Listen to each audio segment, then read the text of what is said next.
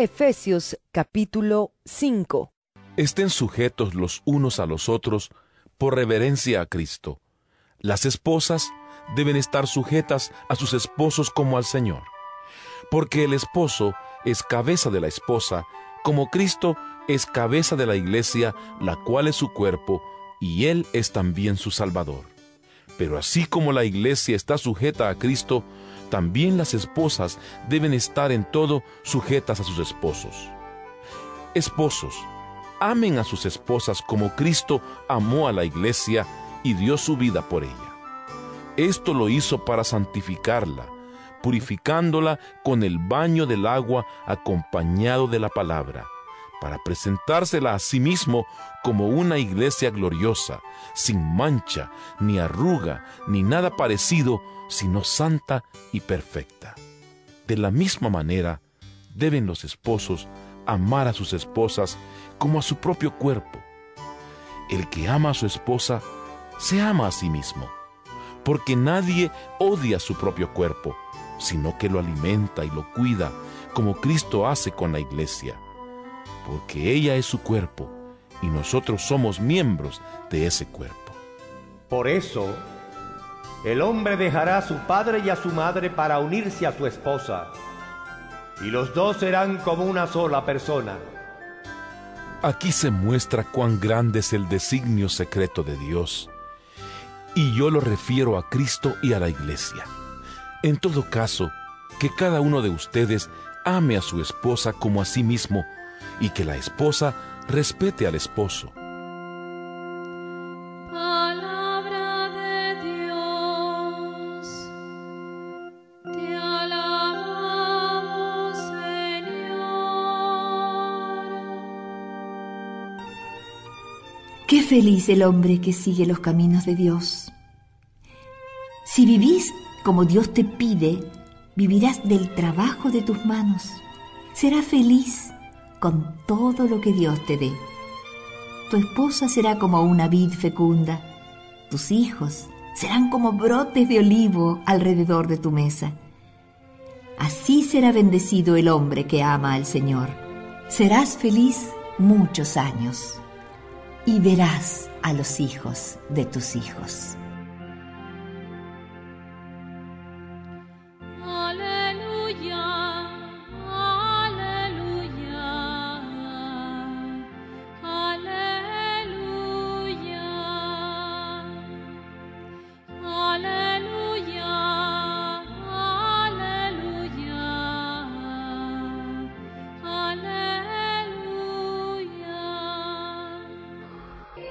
Día litúrgico, martes 30 del tiempo ordinario. Texto del Evangelio San Lucas. En aquel tiempo Jesús decía: ¿A qué es semejante el reino de Dios? ¿A qué lo compararé? Es semejante a un grano de mostaza, que tomó un hombre y lo puso en su jardín, y creció hasta hacerse árbol, y las aves del cielo anidaron en sus ramas. Dijo también: ¿A qué compararé el reino de Dios? Es semejante a la levadura que tomó una mujer y la metió en 3 medidas de harina, hasta que fermentó todo. Palabra del Señor. Gloria a ti, Señor Jesús. Creo que de las comparaciones que Cristo utiliza para hablar del reino de Dios, pocas son tan conocidas como la del grano de mostaza. Tenemos aquella canción que dice: si tuvieras fe como un granito de mostaza. Y esa canción en el ambiente carismático es bien reconocida. Muchas cosas quiere decirnos Cristo con esta comparación, porque precisamente eso tienen las parábolas. Tienen la riqueza de una multitud de miradas, y casi que cada vez que nos acercamos a una parábola encontramos algo nuevo. En esta oportunidad yo quisiera destacar un hecho.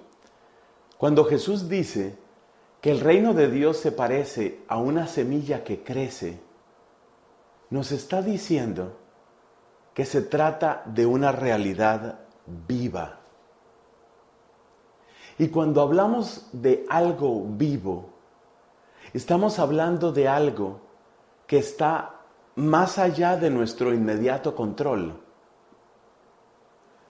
Cuando tratamos con cosas muertas, por ejemplo, la madera que hemos recortado, la piedra que ponemos en un determinado sitio, el metal al que le damos una determinada forma, esas cosas obedecen a nuestra voluntad. En cambio, la vida es siempre un manantial de sorpresas.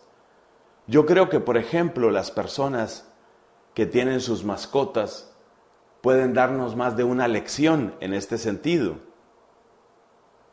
El que tiene un perro o el que tiene un gato empieza a descubrir que ese animalito no es simplemente la suma de lo que tú has hecho por él. Precisamente, una parte del encanto que encuentran los que tienen sus mascotas es que ese animal empieza a desarrollar lo que podríamos llamar su personalidad. Bueno, y si eso vamos a decir de un gato o de un perro, ¿qué podremos decir cuando se trata de la realidad viva por excelencia, la presencia viva de Dios en medio de nosotros? Es decir, ¿qué cambios tendrían que suceder en nuestra vida cristiana y en nuestros planes pastorales si tomamos en serio que el reino de Dios llega a nosotros de una manera viva?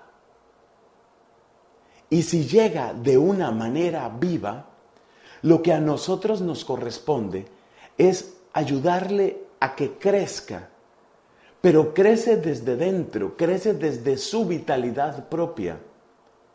No es una realidad que nosotros imponemos, no es una realidad que nosotros manejamos, es más bien algo que desde su vida interior, desde su fuerza interior, puede sorprendernos. Dios ha traído un principio vital nuevo a nuestra tierra. Y ese principio vital nuevo tiene su propia lógica, su propio dinamismo, tiene su propia fuerza. No es entonces nuestro proyecto para decir simplemente como un político yo aplico estas o estas otras estrategias. Es algo nuevo. Y esa novedad permanente y esa sorpresa del amor de Dios en nuestra vida es sin duda, una parte importante de la alegría del Evangelio. No te la pierdas.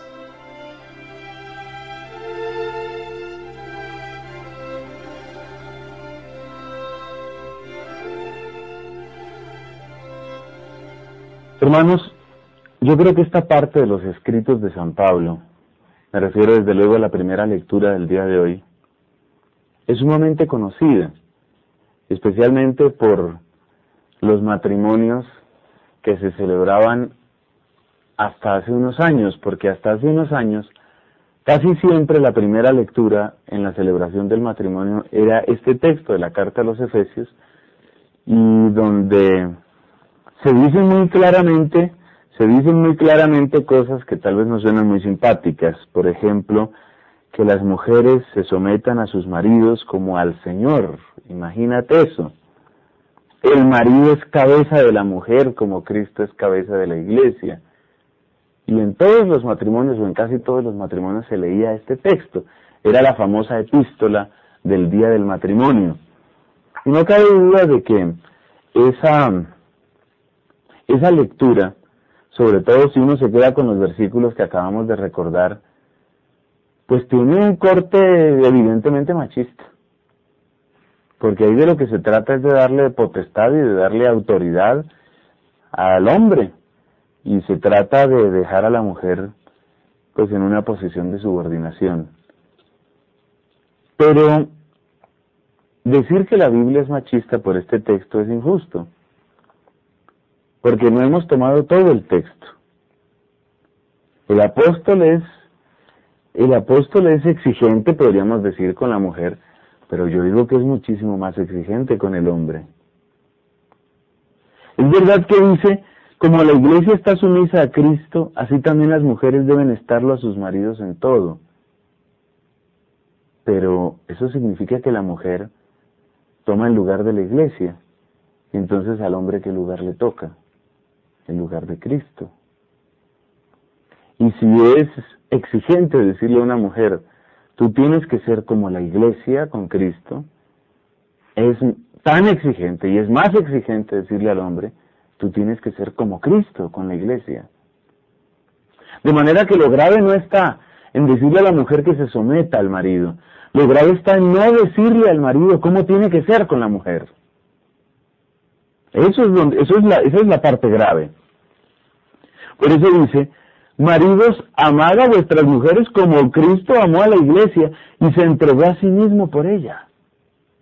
Ese es el modelo del amor para el esposo. Ese es el tamaño del amor para el esposo. Entonces, la solución no es democraticemos el matrimonio en el sentido de que nadie se someta a nadie. Esa no es la solución. La solución es la mujer sometida al marido, pero el marido entregando su vida como Cristo la entregó por la iglesia, el marido entregando su vida por la mujer. Y así como le tenemos que pedir a la mujer que sepa obedecer, tenemos que pedirle al marido que sepa entregarse. Aquí dice, amad a vuestras mujeres como Cristo amó a la iglesia.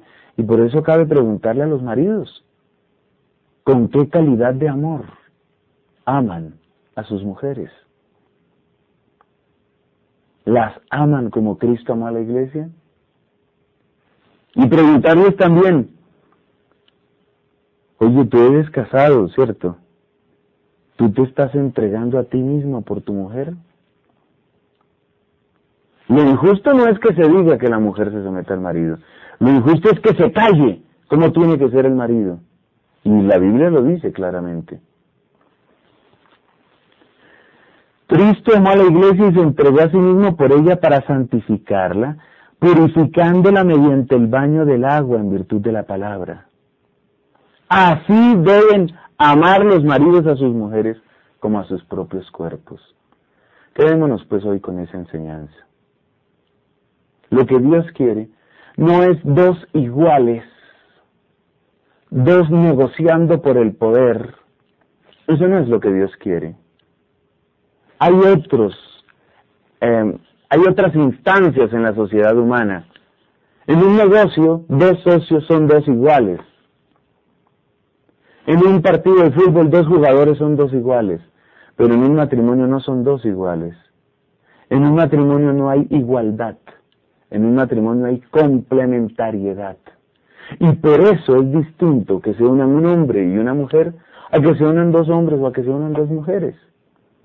Como decía el arzobispo de Sydney, frente a una propuesta de grupos homosexuales, decía él, pero es que la Biblia dice que Dios creó a Adán y Eva, no dice que Dios creó a Adán y a Esteban. Hay una complementariedad, hay un mensaje en la diferencia.